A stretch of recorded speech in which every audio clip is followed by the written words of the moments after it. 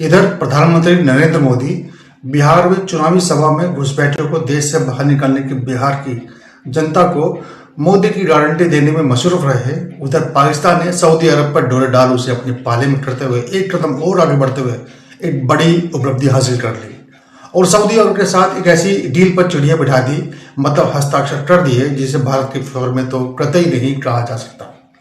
दरअसल पाकिस्तान और सऊदी अरब ने एक बड़ी डिफेंस डील पर हस्ताक्षर किए हैं, जिसे नाटो जैसा समझौता माना जा रहा है। इसके तहत किसी एक देश पर यदि हमला होता है तो यह दोनों देशों पर हमला समझा जाएगा। बुधवार को क्राउन प्रिंस मोहम्मद बिन सलमान और पाकिस्तान के प्रधानमंत्री शहबाज शरीफ ने इस समझौते पर मोहर लगाई। इस डील के साथ ही मिडिल ईस्ट और साउथ एशिया की राजनीति में भयंकर हलचल मच गई है।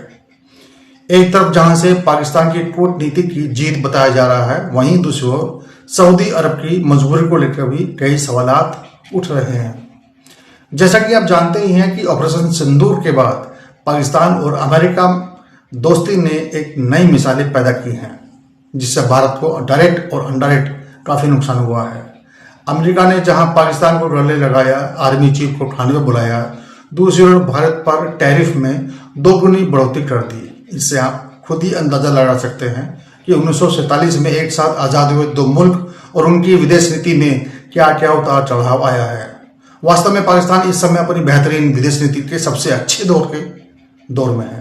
पाकिस्तान दुनिया के बड़े देशों को अपनी ओर आकर्षित करने में सफल हो रहा है। अमेरिका के बाद सऊदी अरब पाकिस्तान पर मेहमान क्यों हुआ, उसकी क्या मजबूरियां हैं, उसको समझने की जरूरत है।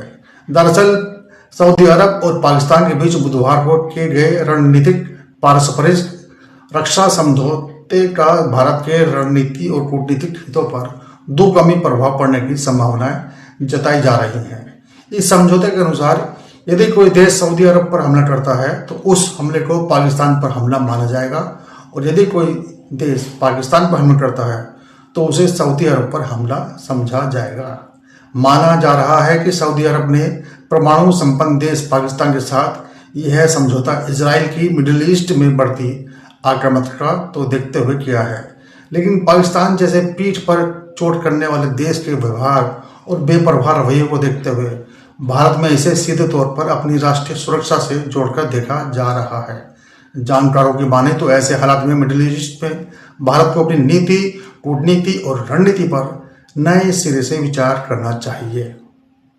वैसे भी इन दिनों पाकिस्तान के प्रधानमंत्री शहबाज शरीफ सऊदी अरब के दौरे पर हैं और इस दौरे के दौरान सऊदी अरब में शहबाज के क्राउन प्रिंस और प्राइम मिनिस्टर सलमान बिन अब्दुल अजीज अल सऊद के साथ मीटिंग में समझौते साझेदारी को लेकर डिफेंस समेत अन्य कई अहम मामलों पर सहमति बनी और उस पर हस्ताक्षर किए गए।